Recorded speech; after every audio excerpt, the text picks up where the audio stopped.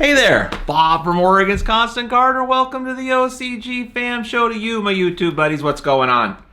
Let me know in the comments. We'll talk about it. It'll be fun. So today, well actually yesterday, we were down in the garden with Christopher down there, and he mentioned they were up potting some tomatoes.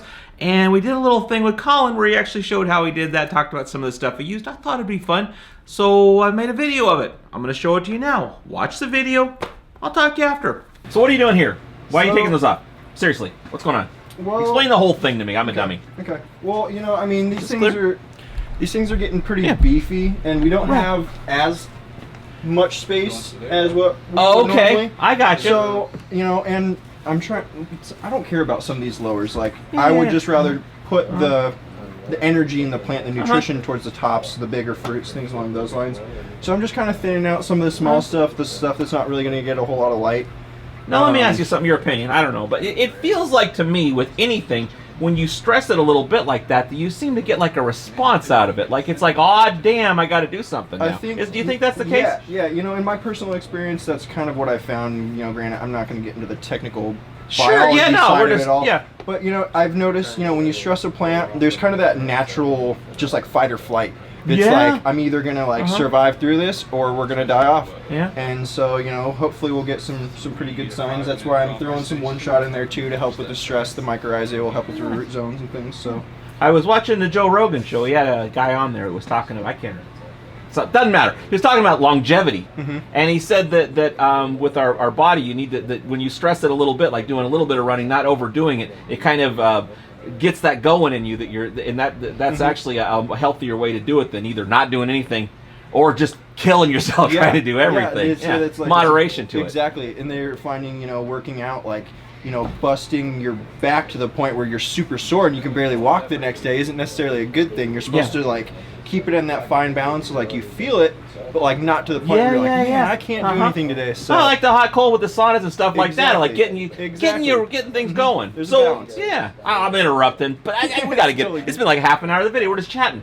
What's the process when you up pot and do another? But now you're not going. You're going to this pot for good, right? Yeah. Because it's going to be too big by the time it gets in that pot to be ever moved again. Yeah, I mean we could, but it would just be a pain in the butt, and I would just worry about it breaking and things along those lines. So this is probably a little big for if you were going outside. You would have gone outside a little earlier.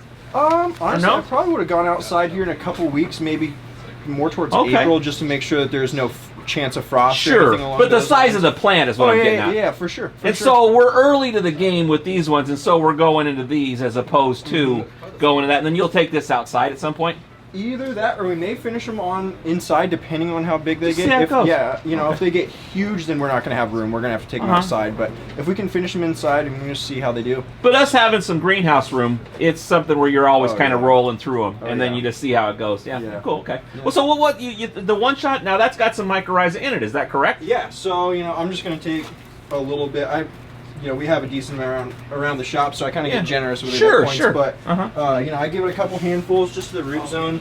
I may do a little bit on top just to make sure it's got enough, you know, food source. We're not going to get crazy with feeding these things. We're going to rely mainly on the one shot here. Okay. So yeah. So now, when you put the one shot down, are you in your mind thinking that it's going to dig for that kind of a little bit?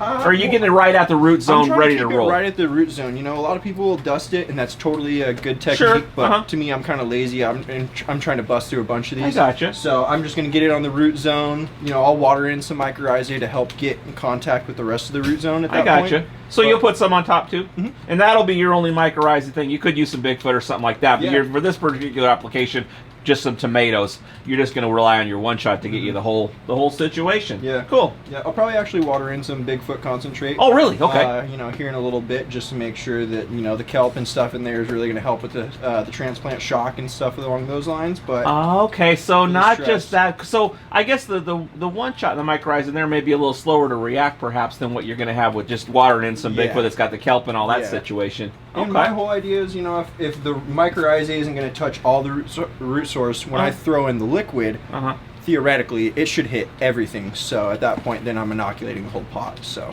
Okay. Very cool. Good deal. Thanks for sharing. No problem. Okay, that was fun. We sure appreciate Colin doing that. I hope you enjoyed it and found it informative. Tomorrow, another one of these kind of things. We got a couple of these going on where we're talking about gardening, this kind of thing. Forrest is going to be here, and he's going to talk about beneficial microbial life in your soil, and he's done some research on that. It's pretty interesting. I think you're going to like it. I love you. I'll see you tomorrow. It's pretty good. It happens every day. It's the OCGFAM show.